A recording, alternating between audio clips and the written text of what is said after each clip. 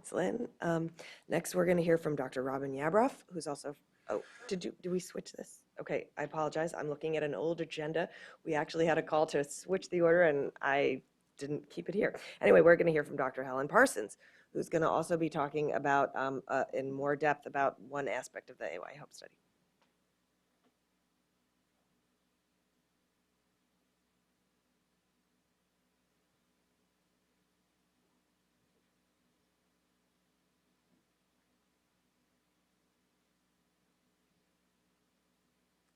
All right, good morning, and thank you for the opportunity to present here today.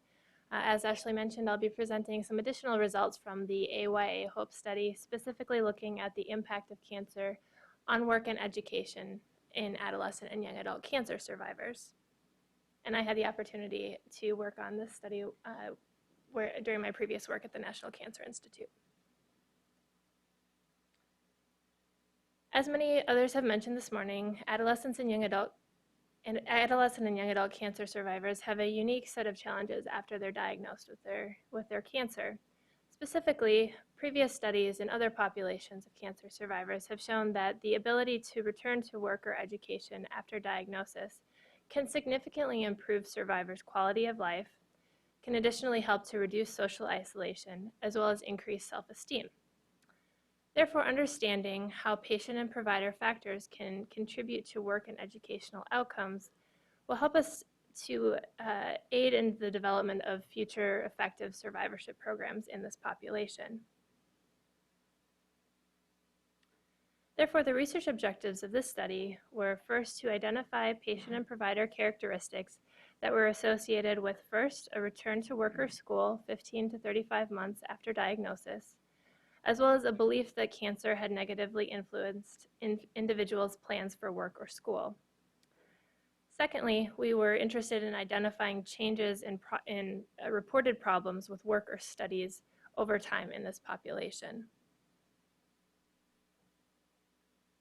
Now I'll just briefly review some of the main aspects of the study that were relevant to our particular outcomes, but not go into as much detail. So for our study, for this particular study, we again used the AYA HOPE study data, which identified patients from 7 population-based SEER cancer registries.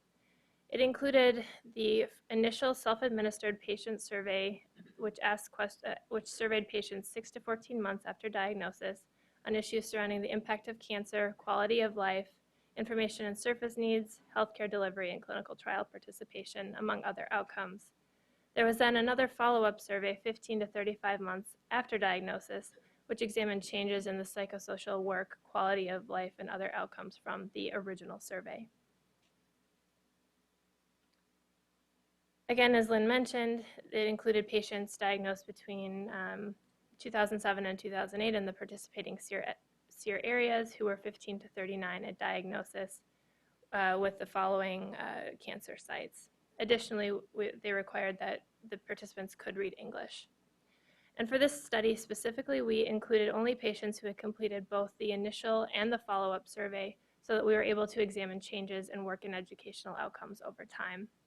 We additionally excluded the 2 patients who did not report information on their initial employment or school status.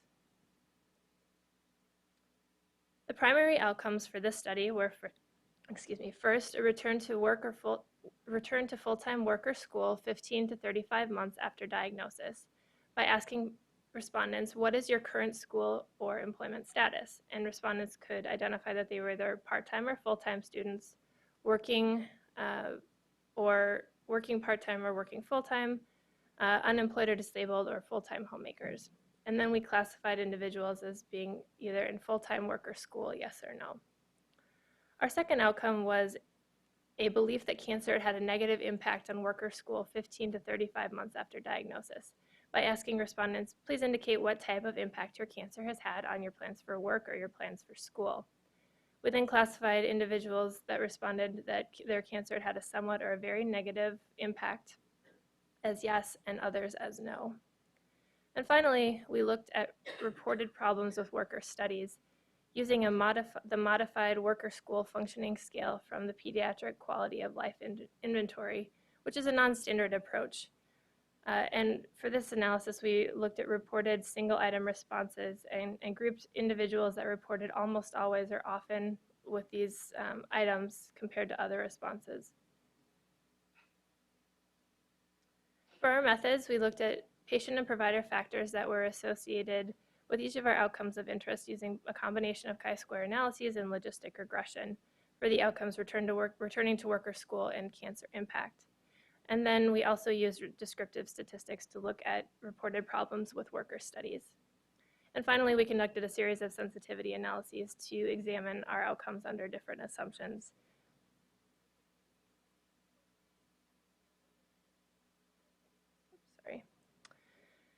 This this figure shows the proportion of respondents that had returned to each of the different employment or school status.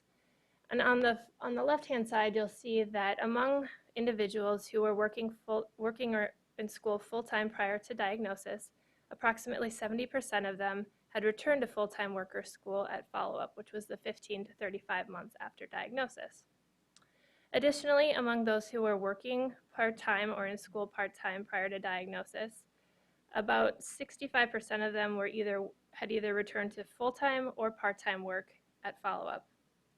And then finally, among those who were either homemakers or unemployed or disabled prior to diagnosis, we found that the majority of those returned to the same status at follow-up.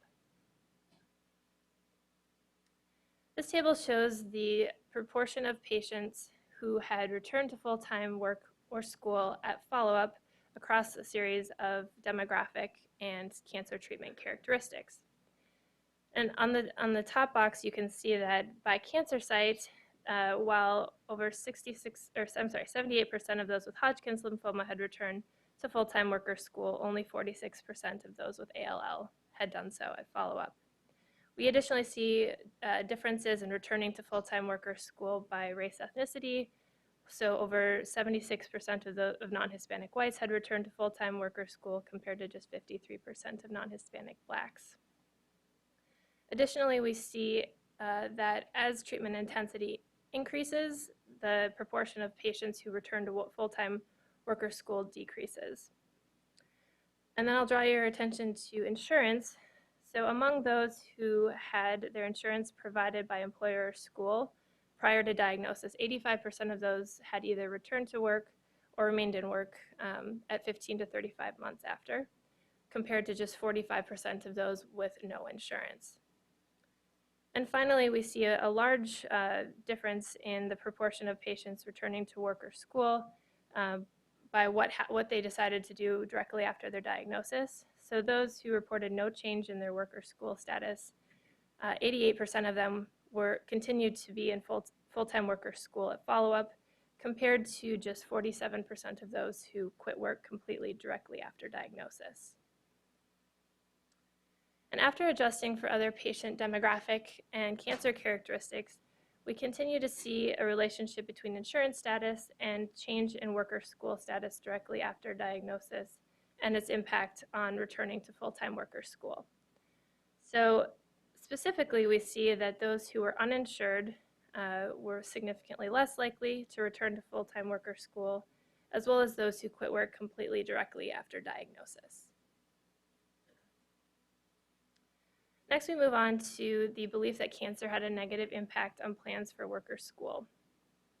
Again, we see a difference in the this reported outcome by cancer site. So specifically, those with ALL were more likely to report this belief compared to non-Hodgkin's and Hodgkin's lymphoma. We additionally see a significant increase in the proportion of patients reporting that there was a negative impact as treatment intensity increased. And then also, if you look at insurance and the change in work or school status, we see significant differences. So those without insurance, 37% reported that cancer had a negative impact compared to just 29% of those who had their insurance provided through their employer or school. And then finally, those who quit work completely, 50% of them said that cancer had had a negative impact on their plans for work or school compared to just 19% of those who said that they had no change. Again, when we look at our multivariate models, we can see that race, ethnicity, treatment intensity, and having a change in your work or school status are significantly associated with the belief that cancer has a negative impact. So as treatment intensity increases, you're more likely to hold this belief, as well as those who quit work completely.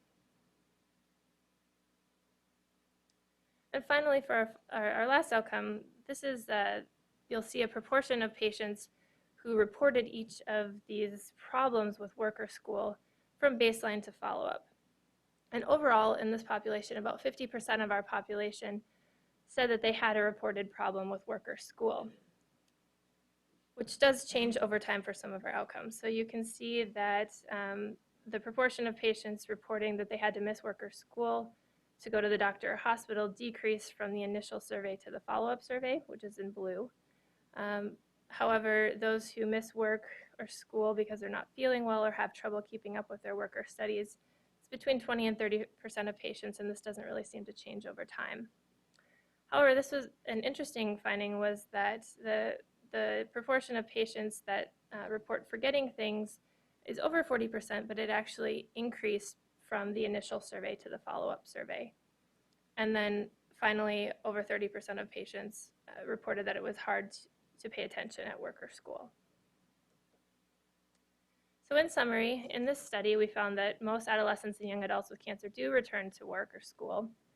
And these estimates are slightly lower than the US national employment rates for this population, but they are comparable to other studies that have looked at employment rates in older adult cancer survivors. Specifically, we found that those who were uninsured and those who quit working completely directly after their diagnosis were the least likely to return to work. Additionally, we found a strong belief that cancer has a negative impact on work and education. Specifically, patients with very intensive treatment, those who quit working completely, and non-Hispanic whites were more likely to hold this view. And finally, in this population, more than 50% of full-time workers and students do report problems with work and studies after diagnosis, which remain well after they're diagnosed. Some of the strengths and limitations of this study: it was a large study of adolescent and young adult patients with cancer that provides significant insights into factors that are significantly associated with a successful return to work. Additionally, it identifies a series of risk factors, including lack of insurance and change in work or school status directly after diagnosis, that are most likely to influence this return. However, we acknowledge that there are several limitations. First of all, they were patient-reported work and educational outcomes only that we were able to assess. Additionally, we weren't able to stratify our sample by the types of work or education, so we couldn't stratify our outcomes by full-time versus returning to full-time versus part-time work or education. Additionally, the survey didn't distinguish between the type and the quality of work performed before and after cancer diagnosis, which is really important to understand the true impact of cancer. And finally, the sample was predominantly a white, non-Hispanic sample.